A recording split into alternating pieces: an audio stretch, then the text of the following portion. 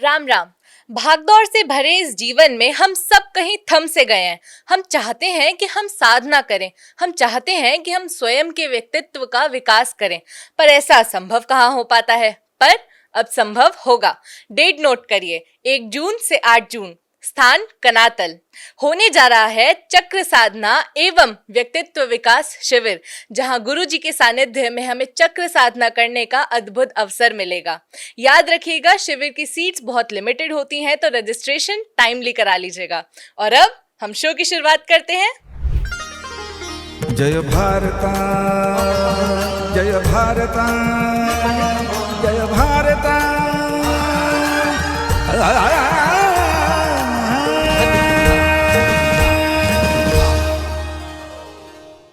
राम राम गुरुजी, कैसे हैं आप? राम राम, मैं बिल्कुल अच्छा हूँ। गुरुजी, राहु कुंभ राशि में प्रवेश कर रहा है, तो कैसा रहेगा इसका प्रभाव हम सब पे? देखिए, राहु को समझने की जरूरत है। लोग बहुत डर जाते हैं, डर से कांपने लगते हैं। एक तो शनि और उसकी साढ़े साथी और दूसरा एक राहु, इससे लोग बहुत डरना शुरू कर देते हैं। लेकिन राहु के प्रभाव को समझने का प्रयत्न करना चाहिए। ये प्रभाव आपके घर पे पड़ता है, कैसे पड़ता है अभी बताऊंगा। ये प्रभाव आप जहां जॉब करते हैं वहां आपकी सीट पर भी पड़ता है, कैसे पड़ता है अभी बताऊंगा। और उसके साथ साथ ये आपके थॉट प्रोसेस को भी अरेस्ट करता है, ये आपके थॉट प्रोसेस को भी डिस्टर्ब करता है। कैसे करता है ये भी मैं बताऊंगा, क्योंकि थॉट प्रोसेस से ही आपके रिलेशंस हैं, थॉट प्रोसेस से ही आपकी प्रोग्रेस होती है, थॉट प्रोसेस से ही स्टूडेंट सक्सेसफुल होते हैं या अनसक्सेसफुल होते हैं, लोग सक्सेसफुल होते हैं या अनसक्सेसफुल होते हैं। तो ये हम जानेंगे। साथ ही साथ थोड़ा सा राशिवार भी मैं आपको बता दूंगा। लेकिन ये राहु क्या है? देखिए, चंद्रमा एक सैटेलाइट है, धरती की सैटेलाइट है, और चंद्रमा की 2 नोड्स हैं। एक नॉर्थ नोड है जहां से ये नॉर्थ पथ पर चला जाता है, और एक साउथ नोड है। तो चंद्रमा जो है, इसकी जो अपर नोड है यानी नॉर्थ नोड है, वो राहु है। इसका मतलब ये स्पष्ट है कि राहु नवग्रह का कोई हिस्सा नहीं है। राहु एक छाया है, शैडो है। तो शैडो क्या करेगी? भ्रम की उत्पत्ति करेगी। यदि कुछ अच्छे प्लैनेट्स का साथ मिल जाए या उपाय से कुछ प्लैनेट्स को हम मजबूत कर लें, तो ये राहु हमारे लिए बहुत फायदेमंद सिद्ध हो सकता है। और अन्यथा ये इतना भ्रम पैदा कर देता है, तमाम गलत डिसीजन दिलवा देता है। अब 18 वर्ष बाद, क्योंकि ये पाथ इसका पूरा 18 साल का होता है, 18 वर्ष बाद अब ये हमें प्रभावित करेगा कुंभ राशि में 18 मई से। तो कुंभ राशि में जो ये हमको प्रभावित करना शुरू करेगा, तो हमें इसका बहुत ध्यान रखना होगा, अपना बहुत ध्यान रखना होगा। जो हमारी वर्किंग स्पेस है ऑफिसेज में या बिजनेस में, वहां का ध्यान रखना होगा। और उसके साथ साथ हमें ध्यान रखना होगा अपने घर का, क्योंकि घर में नेगेटिविटी आ गई तो आपके सारे लोग इन्फ्लुएंस हो जाएंगे और गलत तरीके से ये प्रभावित कर देगा। और यदि आपके घर में पॉजिटिविटी आ गई तो सारे लोग पॉजिटिवली इन्फ्लुएंस हो जाएंगे और ये अच्छे रिजल्ट देना शुरू कर देगा। तो ये है राहु की बेसिक चीजें, जिसको हमें सबको समझना चाहिए। क्योंकि पूरे ब्रह्मांड में, खास तौर से ये जो सोलर सिस्टम है, इसमें कई सारे इंटरसेक्टिंग पॉइंट्स होते हैं, और वहां पर अलग अलग ग्रह अलग अलग प्रकार से अपने परिणामों में परिवर्तन करते हैं। तो राहु को अब हमने बेसिक तौर पे समझा है। इसके आगे तो बहुत ज्यादा ज्ञान है अभी राहु के बारे में, जो हमें बृहद पाराशर से मिलता है, जो बड़े बड़े अच्छे एस्ट्रोलॉजिस्ट ने रिसर्च की है वर्षों तक, उन्होंने पुस्तकों में लिख के दिया है। लेकिन इतना जानना जरूरी है। अब क्या होगा? अब राहु जैसे परिवर्तन करेगा, तो जिस घर के अंदर हवा आने का हिस्सा बहुत छोटा होगा, तंग होगा जी। वहां पर राहु का प्रभाव ज्यादा हो जाए।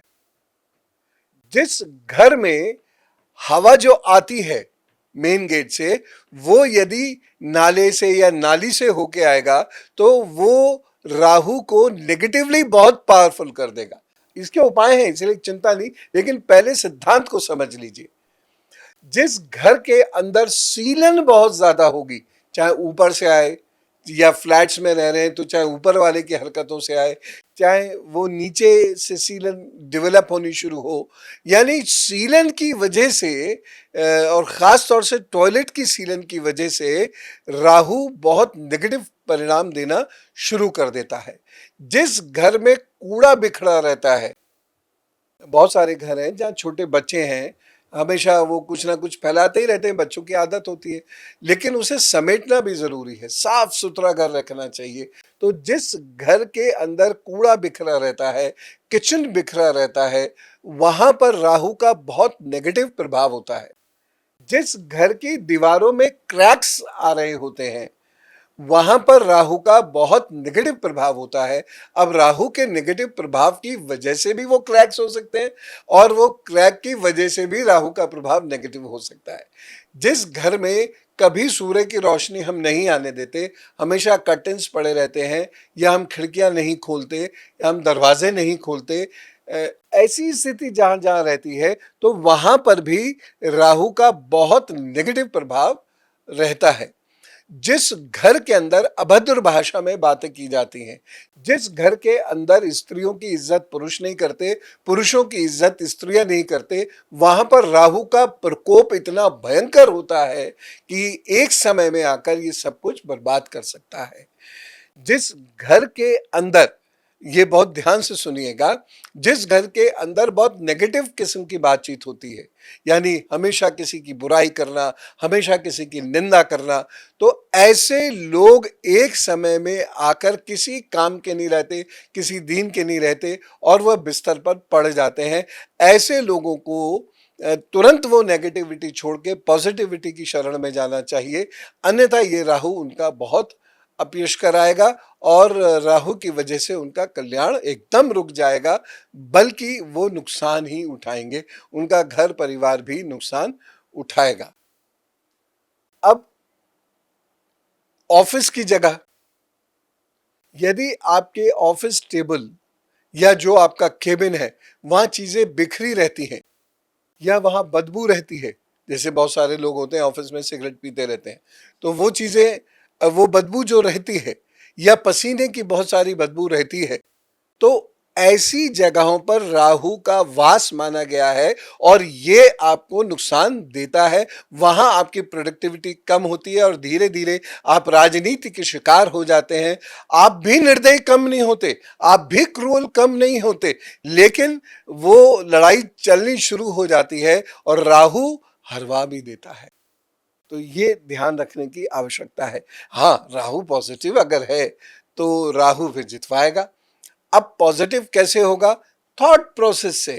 थॉट प्रोसेस अगर किसी व्यक्ति का अच्छा है, सदाचारी है वो व्यक्ति, पॉजिटिव है वो व्यक्ति, तो निश्चित रूप से वो व्यक्ति जीवन में अच्छा करेगा।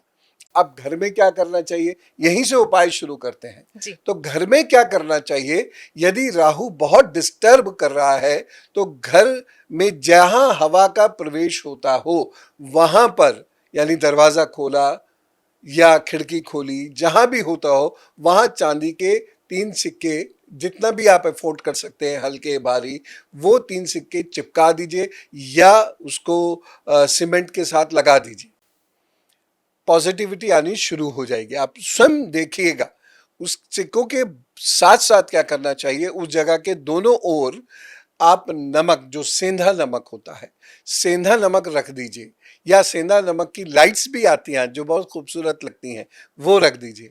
नीले, काले, लाल ये पर्दे बिल्कुल नहीं आप लगाइएगा। आप सफेद पर्दे लगाइए, आप पीले पर्दे लगाइए, और घर की चादर भी ऐसे ही रखिए। उसके बाद हमेशा जूते चप्पल या बाहर उतारें या फिर उन्हें साफ करके भीतर आवें, और पैर कभी भी गंदे नहीं रहने चाहिए।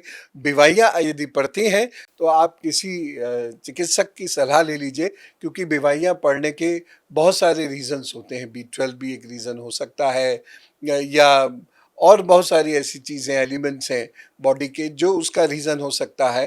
तो पैर गंदे नहीं रहने चाहिए, बीमारियां फटी हुई नहीं होनी चाहिए। वैसे बीमारियों के लिए तो क्या है कि सरसों का तेल आप डालिए और उसमें पिघला हुआ मोम डाल दीजिए और उसको मिक्स कर लीजिए इससे पहले वो ठंडा हो, और फिर रोज रात को सोते समय विवाहियों में लगाइए अच्छे से, या ग्लिसरीन भी आप लगा सकते हैं। तो इससे आपको बहुत फायदा दिखेगा।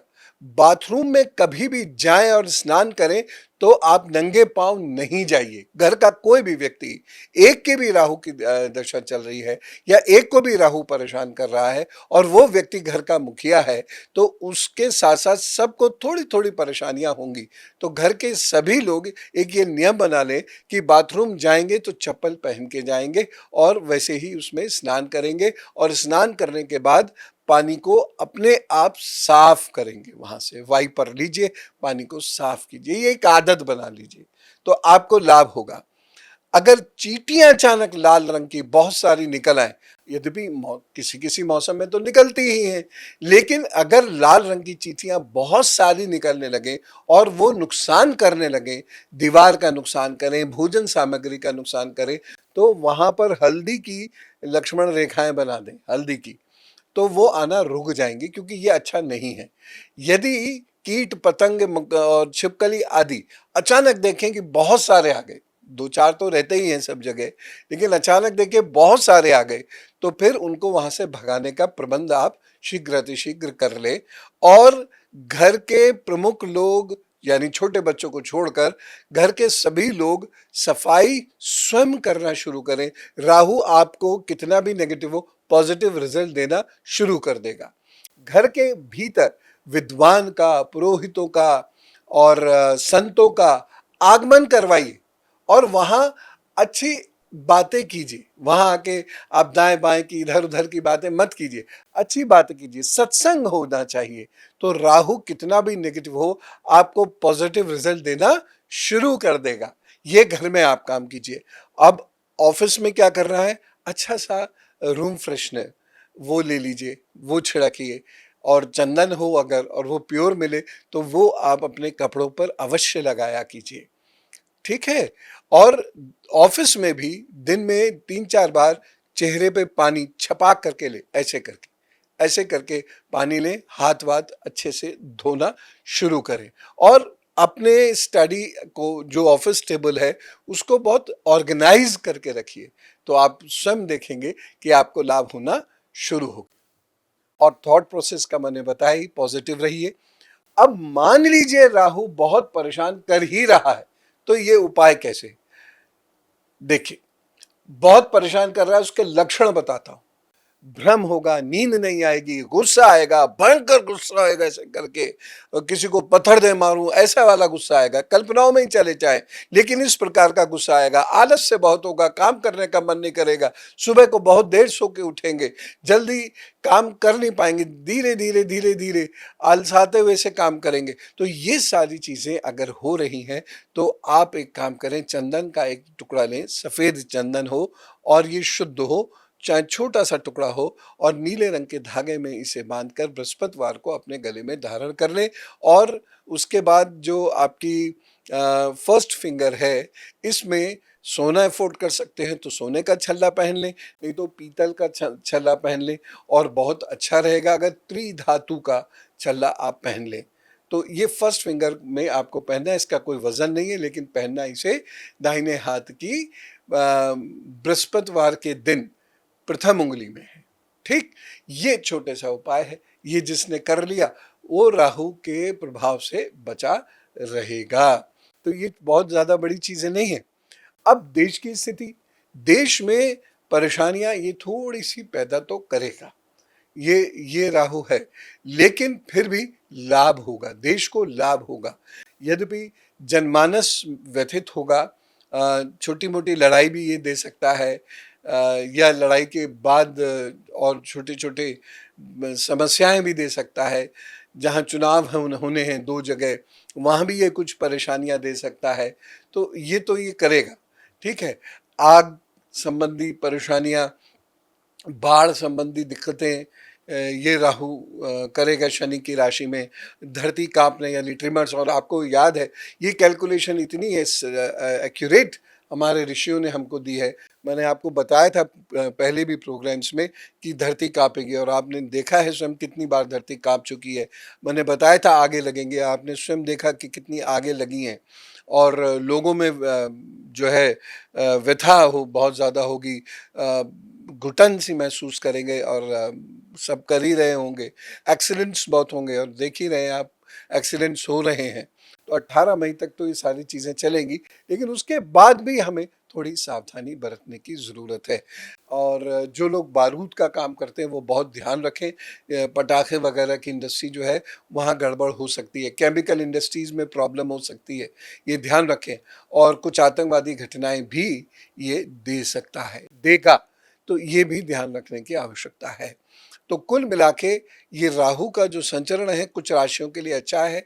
देश के लिए जो स्थिति मैंने बताई कि लाभ की स्थिति के बावजूद ये सारी चीज़ें अवश्य रहने वाली हैं। तो इस प्रकार से ये राहु है, इससे डरना नहीं है, लेकिन इसके जो उपाय मैंने बताए वो ज़रूर कर लीजिएगा। अब यहाँ पर लोग ये ज़रूर पूछेंगे कि भाई नाली हम कैसे साफ करें, या नाले से हवा आ रही है, हमारा घर इस डायरेक्शन में कि हवा पूरब की ओर चलती है तो वो नाले से ही होकर आती है, वहाँ हम क्या कर सकते हैं। तो उसका मैंने सिक्कों वाला उपाय बताया और नमक वाला उपाय बताया कि आपके घर में घुसने से पहले आप हवा को प्यूरिफाई कर लीजिए, ठीक। और गोमूत्र का पोछा अपने घर में ज़रूर लगवा लिया कीजिए। बस ये छोटे से काम है और आपको निश्चित रूप से लाभ मिलेगा। गुरुजी, इन जनरल क्या समस्याएं ये राहु हमें देगा ये आपने हमें तो बता दिया, देश में क्या समस्याएं रहेंगी ये भी हमने जान लिया, पर इंडिविजुअल राशियों पर इसका कैसा प्रभाव पड़ेगा क्या ये भी जान लें? हाँ, बिल्कुल जानते हैं।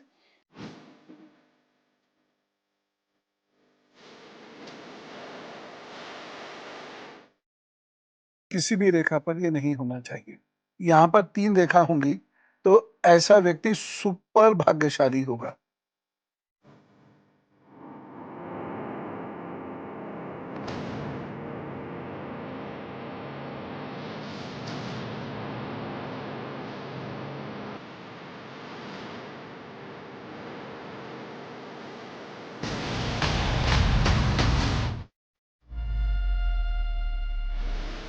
तो इस राहु के गोचर का कैसा प्रभाव पड़ेगा मेष राशि पर? देखिए, गोचर का प्रभाव तो पड़ता ही है। जी। जो ज़ोडिएक साइंस हैं ऊपर आकाश में, तो नीचे कोई भी प्लैनेट का अगर मूवमेंट होगा, चाहे वो शैडो प्लैनेट है, चाहे वो सपिंड प्लैनेट है, उसका कुछ प्रभाव तो होगा। किसी पे कम होता है, किसी पे बहुत कम होता है, किसी पे ज़्यादा होता है, किसी पे बहुत ज़्यादा होता है, लेकिन कमोबेश प्रभाव होता है। अब बहुत सारे लोगों, 100 करोड़ लोगों पे एक सा प्रभाव होगा, ये अतिशोक्ति अलंकार है। इस सब से बचा करें। ये डिग्रीज का जो फर्क है वही तो मेन फर्क है। तो किसी पे कम होगा, किसी पे ज्यादा होगा, किसी पे बहुत कम भी हो सकता है। तो उस अनुसार हमें सतर्क होना चाहिए। बस कोई प्रभाव दिखे तो उसे हमें ठीक करने के लिए कुछ उपाय कर लेनी चाहिए, प्रार्थनाएं कर लेनी चाहिए। अब जैसे मेष राशि के लिए है, जी। मेष राशि के लोग जो व्यापार में हैं उन लोगों को तो ये लाभ दे रहा है, लेकिन मेष राशि के लोग राहु केतु एक्सिस में जो फंसेंगे 5वें और 11वें भाव में, तो संतान के लिए ये कष्ट दे रहा है। ज्ञानार्जन में कष्ट होता हुआ दिखाई दे रहा है। यानी मान लीजिए कोई बहुत अच्छा टीचर है जिससे आप इम्प्रेस भी हैं, जो आपको बहुत अच्छे से सिखा पढ़ा रहा था, वो पता लगा कहीं चले गए, कहीं और सेटल हो गए, तो आपको उससे दिक्कत हो सकती है। ये आपको ध्यान रखने की आवश्यकता है। तो उसके बाद प्रतिष्ठा में भी थोड़ा सा फर्क होगा। तो आपको करना क्या, आलू का दान करते रहना है शनिवार के शनिवार, प्रभु जी कल्याण करेंगे। अब वृषभ राशि पर इस गोचर का प्रभाव ज्यादा पड़ेगा या कम? वृषभ राशि के लिए तो ये राहु ठीक है। खास तौर से वृषभ राशि के वो लोग जो पब्लिक लाइफ में हैं, या वृषभ राशि के वो लोग जो पॉलिटिक्स में हैं, उन लोगों के लिए ठीक है।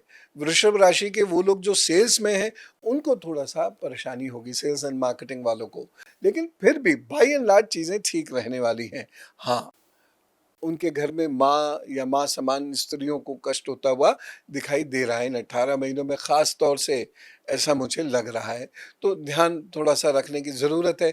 ध्यान क्या रखें, महादेव का कोई एक मंत्र ले लें, नमः शिवाय नमः शिवाय नमः शिवाय, उसी से कार्य करेंगे। महादेव तो बहुत भोले भाले हैं।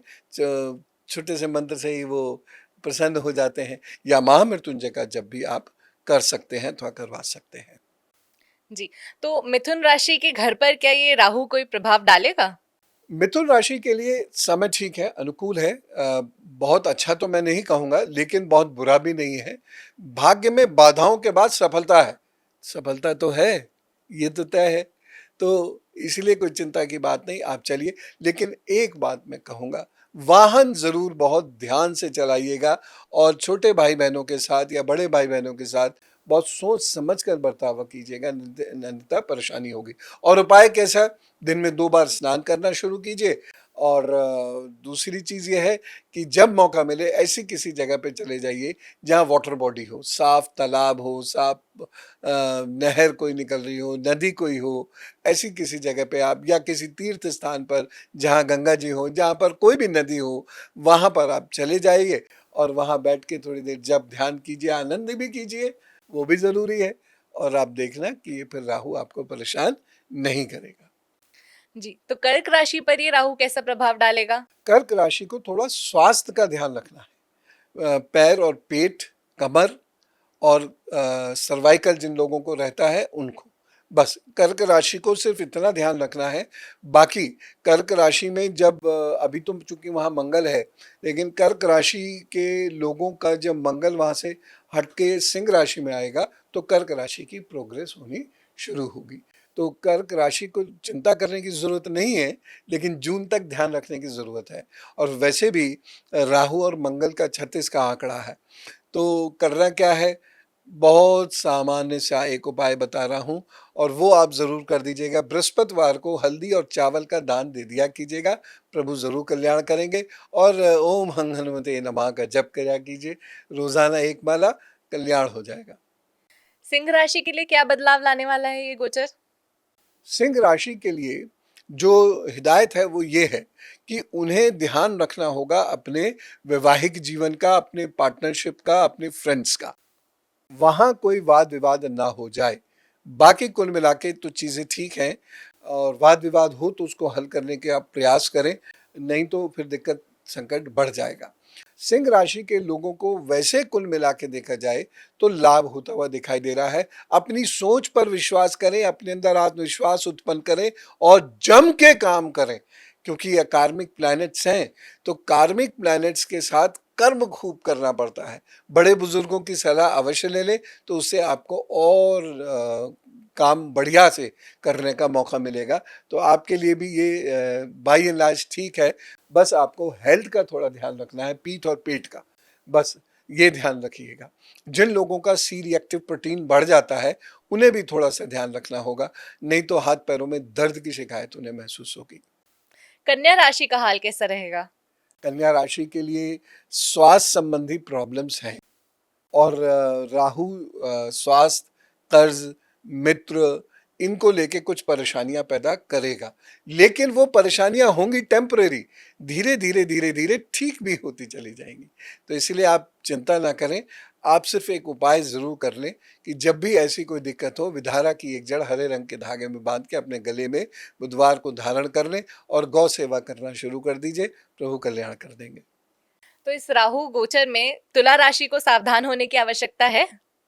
जी हाँ, तुला राशि को भी सावधान होने की आवश्यकता है। तुला राशि के जो लोग हैं उन्हें आगे आने वाले 3 से 4 महीनों तक अपने स्वास्थ्य का, अपने वाहन का, अपनी लग्जरियस आइटम जैसे फ्रिज हुआ, टीवी हुआ, एसी हुआ, इन सब चीज़ों का बहुत ध्यान रखने की ज़रूरत है। अपनी सेविंग्स पर पकड़ बनाए, नहीं तो पैसा एकदम कहीं निकल सकता है। साथ ही साथ प्रोफेशनल तरीके से काम करें, बहुत मजबूती से, बहुत अच्छे एटीट्यूड के साथ काम करें, तो उनको ये राहु लाभ देगा। अन्यथा आपको जहाँ जॉब आप करते हैं वहाँ प्रॉब्लम्स का सामना करना पड़ेगा। तुला राशि के लिए उपाय? बहुत सिंपल है, शुक्रवार के दिन आटे का दान कर दिया करें, बस। और वृश्चिक राशि को कितना परेशान करेगा ये राहु? वृश्चिक राशि को कम से कम अभी जून एंड तक, बल्कि मैं कहूँगा मिड जुलाई तक बहुत सावधान रहने की ज़रूरत है, स्वास्थ्य की दृष्टि से भी, दुर्घटनाओं की दृष्टि से भी, और यदि आप इन्वेस्ट कर रहे हैं उस दृष्टि से भी सावधान रहने की ज़रूरत है। भाई बहनों की तरफ से भी नुकसान होता हुआ दिख रहा है मुझे, तो सर और आँख का भी ध्यान ज़रूर रखिएगा। और उपाय क्या करेंगे, अपने ऊपर से नींबू अच्छे से उतारें और उसको ज़मीन पे रखें और फोड़ के डस्टबिन में डाल दें।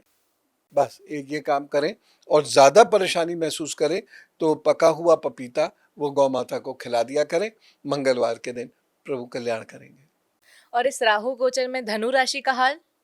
धनु राशि के लिए अच्छा है, धनु राशि को ये नुकसान नहीं देगा। वैसे भी बृहस्पति की राशियों को ये नुकसान ज़्यादा देता नहीं है, तो धनु राशि के लिए ये अच्छा है, उनको लाभ देगा। व्यर्थ की दौड़ भाग ज़रूर होगी, लेकिन कोई भी दौड़ भाग अगर होती है और प्लान्ड वे में होती है तो ये पूरी तरह व्यर्थ की नहीं होती। ये ज़रूरी है, ये ज़रूर है कि आपको उस वक्त रिजल्ट ना मिले, लेकिन कुछ समय के बाद उसका पॉजिटिव रिजल्ट अवश्य मिलेगा। लाल रंग का एक धागा दाहिनी कलाई में बांधे रखें, उससे आपको फायदा होगा। और दूसरी चीज ये है कि चंदन का तिलक मस्तक पर जरूर धारण कर लें, प्रभु कल्याण करेंगे। मकर राशि के लिए क्या फायदे और क्या नुकसान ला रहा है ये गोचर? मकर राशि के लोगों को अपना जरा बैंक बैलेंस का ध्यान रखना पड़ेगा, नहीं तो गुर्बत आ जाएगी, गरीबी आएगी, क्योंकि पैसा दाएं बाएं आप खर्च कर देंगे। तो फजूल खर्ची बिल्कुल ना करें, इस बात का ध्यान रखने को मैं स्पष्ट रूप से कहूंगा। दूसरी बात, मकर राशि के वो लोग जिनको सर, आंख, कान, नाक, गले की प्रॉब्लम रहती है, उन्हें ध्यान रखने की ज़रूरत है। तो एक सामान्य सी चीज़ है, आप अनुलोम विलोम प्राणायाम करें लगभग 15 से 20 मिनट रोज़ाना, और उसके साथ साथ आपके जो भी इष्ट हो, जिनकी भी आप प्रार्थना करते हो, उनकी प्रार्थना थोड़ी सी बढ़ा दीजिएगा। गौ माता की किसी भी रूप में सेवा ज़रूर कीजिएगा, कल्याण अपने आप होगा। अब राहु जिस राशि में प्रवेश करा है, कुंभ, उसका हाल कैसा रहेगा? कुंभ में राहु है, यानी शनि की राशि में राहु है, कुछ तो परेशान करेगा। यहाँ थोड़ी सी परेशानी मुझे दिखाई दे रही है, यद्यपि पूरा नुकसान नहीं है, लेकिन बाधाएं बहुत हैं और लगातार गलत निर्णयों से नुकसान होगा। जो लोग इन्वेस्टमेंट रिलेटेड या शेयर मार्केट रिलेटेड काम करते हैं, वो बहुत सावधानी से काम करें, सही सलाह लेकर काम करें, अच्छे से रिसर्च करें, फिर काम करें, अन्यथा नुकसान होगा। यदि ये लोग आयरन में डील करते हैं तो और भी सावधानी की ज़रूरत है, लेकिन फूड प्रोडक्ट आदि में यदि आप काम करते हैं तो अच्छा है। विद्यार्थियों के लिए ख़ास तौर से बहुत अच्छा रहने वाला है। तो आप लोगों के पास ये 1.5 वर्ष का समय है, जम के मेहनत करके कॉम्पिटिटिव एग्ज़ाम निकालना है तो निकाल लीजिए, या नेक्स्ट क्लास की तैयारी करनी है तो अच्छे से कर लीजिए, लाभ हो जाएगा। अब कुंभ में इतनी परेशानियां दे रहा है, तो इसका उपाय भी बता दीजिए। मजदूरों की सेवा करें, दिव्यांगों की सेवा करें, कुछ रोगियों की सेवा करें, और लोगों को जब भी मौका मिले उड़द की दाल और सरसों का तेल बांट दिया करें, और ओम राम रहवे नमा इसका जप ये नियमित रूप से करना शुरू करें तो कल्याण हो जाएगा। जी, तो मीन राशि के लिए क्या चुनौतियां ला रहा है ये राहु का गोचर? मीन राशि के लिए बहुत बुरा नहीं है, मीन राशि के लिए अच्छा है। परिवर्तन होगा जून के बाद, और जून के बाद जो परिवर्तन होगा ये काफी अच्छा परिवर्तन होगा। इसलिए मीन राशि के लोगों को फिलहाल थोड़ी सी दिक्कत तो जरूर रहेगी, महीने 2 महीने ये थक जाएंगे, पैसा नहीं आएगा या कम आएगा, या कहीं इन्वेस्टमेंट होगा तो अटक जाएगा, ये सब तो होगा, लेकिन फिर भी उनको लाभ होगा, लाभ जरूर होगा, ऐसा मुझे लगता है। और मीन राशि के लिए कुल मिला के ये अच्छा समय है, तो खूब मेहनत करें, आगे बढ़ने की कोशिश करें, निश्चित रूप से आपको समय पर पकड़ बनाने में मदद मिलेगी। आलू का दान कर दिया कीजिए, कद्दू का दान कर दिया कीजिए, और उसके साथ साथ गौ माता की सेवा कर दिया कीजिए किसी भी रूप में, और ये सब करना बृहस्पतिवार को है। और हल्दी और चंदन का तिलक बनाकर उसे मस्तक पर धारण किया करें, तो आपको लाभ प्रभु की कृपा से अवश्य होगा। बाकी तो ओम नारायण नमो नमः इसका जप करें, और देखिए आपको आगे बढ़ने के अच्छे अवसर प्रदान करेगा यही राहु। एक बात मैं कहना चाहता हूं, हालांकि अजीब सी है, लेकिन जब राहु बहुत परेशान कर रहा हो, आपको मान लीजिए पैसा बर्बाद हो रहा हो, सोच बर्बाद हो रही हो, नींद बर्बाद हो रही हो, और सिर में दर्द बहुत रहने लगा हो, स्वास्थ्य गिरा गिरा रहने लगा हो, वैवाहिक जीवन में परेशानियां हो रही हो, मित्र टूट रहे हो, कर्ज ना चुका पा रहे हो, तो यदि संभव हो सके तो जेल का भोजन कर लिया कीजिए। तो वहां पर जेल में कुछ भोजन ले गए, वो दान किया और वहीं एक रोटी आपने खा ली। नियमित रूप से नहीं, महीने में एक बार भी ऐसा आप कर लेंगे। कब? शनिवार को। तो फिर ये परेशानी आपकी अपने आप समाप्त हो जाएगी। वाद विवाद से बहुत बचना होगा आप लोगों को, ये ध्यान रखना। राहु क्या चुनौतियां लाने वाला है हमारे जीवन में और इस देश में क्या परिवर्तन होने वाला है, ये सब हमने गुरुजी से जाना। साथ ही साथ हमने उनसे इतने सारे उपाय भी जान लिए। पहले तो बहुत बहुत धन्यवाद गुरुजी आपका। और धन्यवाद। अब हम सबको आई थिंक प्रॉमिस करना चाहिए कि हम ये उपाय जरूर करेंगे और एपिसोड शेयर भी जरूर करेंगे। और पॉजिटिव रहेंगे, हंसेंगे, खेलेंगे, खिलखिलाएंगे, अपना काम बहुत ही अनुशासन के साथ करेंगे। ये जी भी वादा कर रहा हूं। जी बिल्कुल। गुरुजी क्या अब हम अपनी ऑडियंस से विदा लें? जी बिल्कुल। तो अगले थर्सडे तक के लिए आप सभी लोगों को राम राम, नमस्कार, भारत माता की जय। जय। जय भारता, जय भारता।